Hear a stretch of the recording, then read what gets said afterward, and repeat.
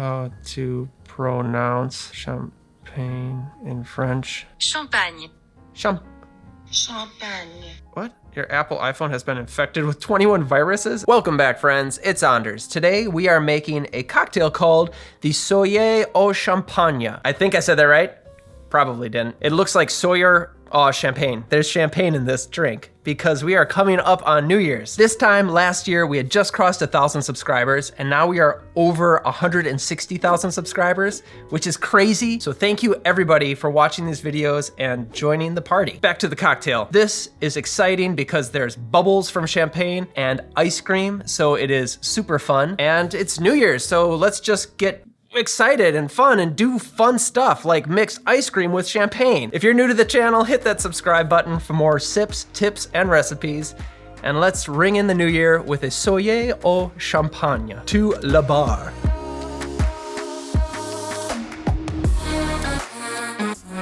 Before we jump into the history of this cocktail, we must prep our glassware. Take a coupe glass or a parfait glass and put a small scoop of vanilla ice cream. I'm actually using a tablespoon because it's just the right size. Put that into the glass, give it a little press so it wants to stick to the bottom of the glass. Put that in the freezer for 15 to 20 minutes or until it's nice and frosty.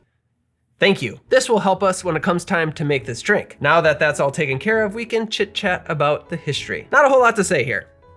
I don't know who came up with this drink, but I know that it dates back as far back as the 1880s. 1888 was the furthest date I could find on this cocktail.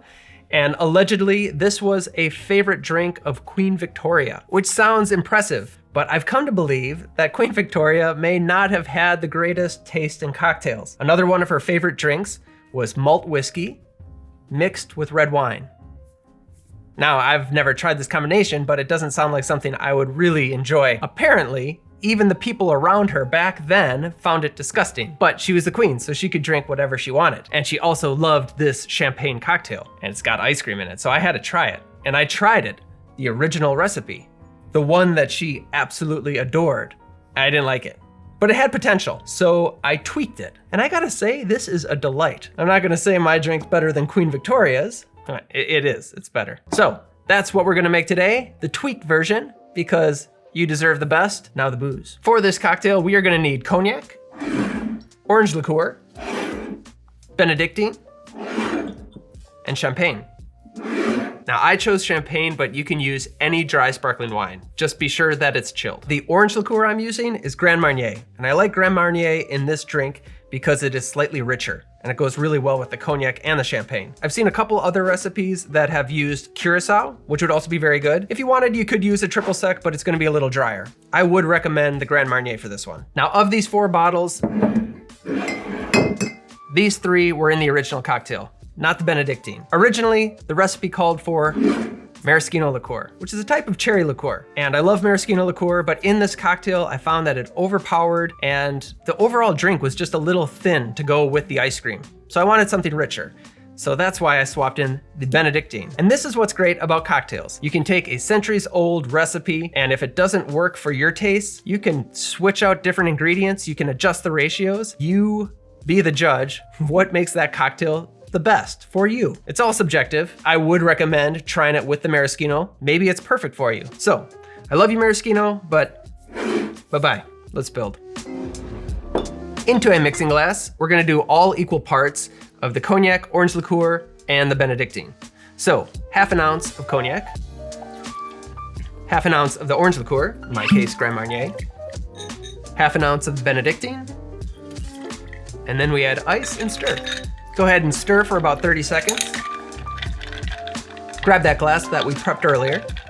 See, it wants to stick on the bottom. This is gonna make it easier to enjoy. Here we are, now go ahead and pour this around your little ice cream island. Make a moat. I like to pour a little on top too. Grab your chilled bubbles. As always, be very careful. Don't wanna lose an eye. This is not how we wanna end the year. Point it away from you, hold it tight, release the cage. 45-degree angle, twist the bottle, not the cork, and now top this off with the champagne. It's not gonna be too much, about 1 ounce to 1.5 ounces. When you serve this one, it helps if you have a little spoon. Ladies and gentlemen, the Soyer au Champagne. I made another one for Oz so we could do a proper toast. Cheers. Cheers. Oh, that is a delight. It is a delight. First sip, you get the bubbles from the champagne, you get the richness from the Benedictine, and you're left with a nice sweet orange finish. As the ice cream melts, it's gonna get creamier and creamier, but in the meantime, it's stuck to the glass, so it's easy to take a scoop of ice cream. I see. Otherwise it wants to You don't want around. like a floating ice cream ball in there. It's kind of like a drink and a dessert combined. Could it get any better? It can't. This is to the new year. May it be better than the last. Here, here. A humongous thank you, truly, for helping this channel grow. Here is to another fantastic year, making delicious cocktails and just having a great time. Happy New Year's and cheers, big ears. Thank you for watching. Like, subscribe. We'll see you next time. Happy New Year. Happy New Year. Bye-bye. Cheers. Cheers, big ears.